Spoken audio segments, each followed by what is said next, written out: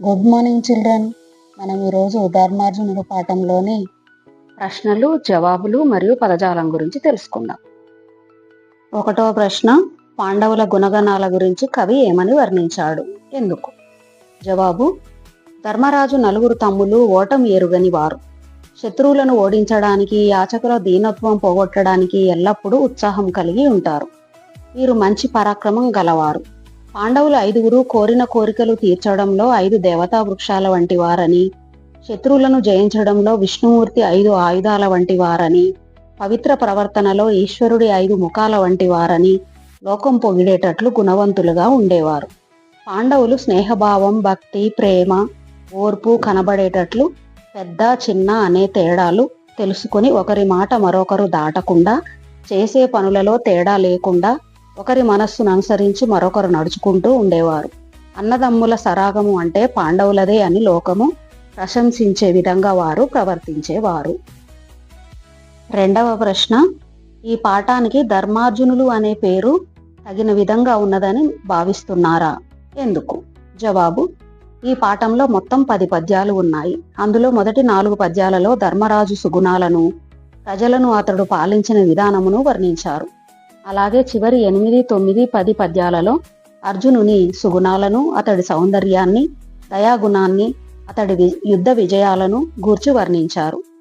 ఇందులో 5, 6, 7 పద్యాలలో మాత్రం మొత్తం పాండవుల 5గురి గుణగణాలను కవి వర్ణించాడు. మొత్తం మీద ధర్మరాజు గురించి, అర్జునుడి గురించి ఈ పద్యాలలో విశేషంగా వర్ణింపబడింది. కాబట్టి మొత్తం ఈ పాఠానికి ధర్మరాజు పేరు, అర్జునుడి పేరు కలిసి వచ్చేలా ధర్మార్జునులు అని పేరు పెట్టడం తగిన విధంగానే ఉన్నది అని నా భావన. 3వ ప్రశ్న, పాండవులు ఉదార స్వభావులు, సమర్థిస్తూ రాయండి. జవాబు: పాండవులందరూ యాచకుల దీనత్వాన్ని పోగొట్టే సుగుణం కలవారు. పాండవులు దేవతా వృక్షములైన కల్పవృక్షాల మాదిరిగా యాచకుల కోరికలు తీర్చేవారు.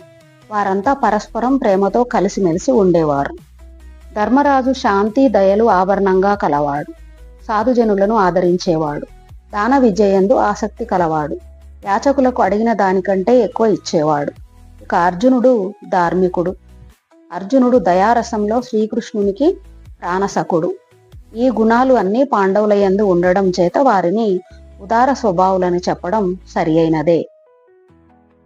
4వ ప్రశ్న, మంచివారిని ఆదరించి పోషించవలసిన ఆవశ్యకతను వివరించండి.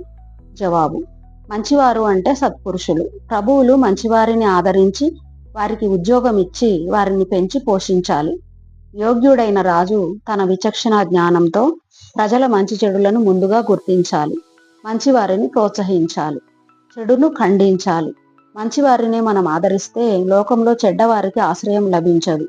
ఈ విధంగా లోకంలో దుష్టత్వం దూరం అవుతుంది. Long answer. ప్రశ్న చూడండి, ధర్మరాజు వ్యక్తిత్వాన్ని గురించి మీ స్వంత మాటల్లో రాయండి. జవాబు: ధర్మరాజు వ్యక్తిత్వం. ధర్మరాజు పాండవులలో పెద్దవాడు. ఇంద్రప్రస్థ పట్టణాన్ని పాలించేవాడు. ధర్మరాజు తాను ఇచ్చిన ఆజ్ఞల ప్రకారం తాను సైతం ఆచరించేవాడు. శాంతము, దయ, సత్యము అనే సద్గుణాలు గలవాడు. మంచివారిని ఆదరించేవాడు. దానం చేయడంలో ఆసక్తి కలవాడు. ఆయన గొప్ప పరాక్రమంతో ప్రజలు మెచ్చుకునేటట్లు రాజ్యపాలన చేసేవాడు. ధర్మరాజు ముఖప్రీతి కోసం మాట్లాడేవాడు కాదు. ఎవరికీ చనువు ఇచ్చి లోకువ చేసేవాడు కాదు. మెచ్చుకున్నప్పుడు తృప్తిగా ఇచ్చేవాడు. మొహమాటానికి ఎవరినీ మెచ్చుకునేవాడు కాదు. ప్రజల సంపదలకు సంతోషపడేవాడు కానీ అసూయ పడేవాడు కాదు. అడిగినంత ఇచ్చేవాడు. రాత్రింబవళ్ళు ధర్మార్జన చేసేవాడు. అన్యాయ ప్రవర్తన లేనివాడు. ధర్మరాజునకు కోపం లేదు. పండితులకు ఆయన కొంగు బంగారం వంటివాడు. సత్యస్వరూపుడు. ఆయన మనుష్యుల తారతమ్యాలు తెలిసిన స్వతంత్రుడు. కొత్త వారిపై మోజు లేనివాడు. అతడు కృతయుగ లక్షణాలు కలవాడు. ఇప్పుడు మనం పదజాలంలో 1వ పార్ట్ సొంత వాక్యాలు తెలుసుకుందాం. అంటే మనము ఆ పదాలను సొంత మాటల్లో ఉపయోగించడం. సొంత వాక్యాలు. 1వది సోయగం అంటే అందం. బాలకృష్ణుని సోయగం అపూర్వమైనది. ఏగురు అంటే 5గురు. మా అన్నదమ్ములు 5గురం కలిసి సినిమాకు వెళ్ళాము. వెగటు అంటే వైరస్యం, అసహ్యం కలగడం. కొన్ని మందులు తాగాలంటే మనకు అసహ్యంగా అనిపిస్తుంది. ఈ మందు త్రాగడం నాకు వెగటుగా ఉంటుంది. మార్జన అంటే శుభ్రం చేయడం. ఉదయం లేవగానే దంతాలను శుభ్రం చేసుకోవాలి. వ్యుత్పత్తి అర్థాలు అంటే ఆ పదం ఎక్కడి నుండి పుట్టింది అని. అయితే ఒకటో పదం చూడండి, తనూజుడు, తన దేహం నుండి పుట్టినవాడు. దేహం అంటే తనువు కూడా. కుమారుడు. సార్వభౌముడు, సమస్తమైన భూమిని ఏలేవాడు, చక్రవర్తి. నందనుడు, ఆనందాన్ని కలిగించేవాడు, కొడుకు. పర్యాయ పదాలు అంటే ఒక పదానికి అదే అర్థాన్ని ఇచ్చే పదాలు. ఇక్కడ ప్రతిమ, ప్రతిమకు ప్రతిబింబము, ప్రతిఛాయ, ప్రతికృతి. కుమారుడు, తనూజుడు, పుత్రుడు, కొడుకు. మొగము, ముఖము, వదనము, ఆసనము, వక్తము. ప్రాణం, జీవము, అసువులు, ఉసులు.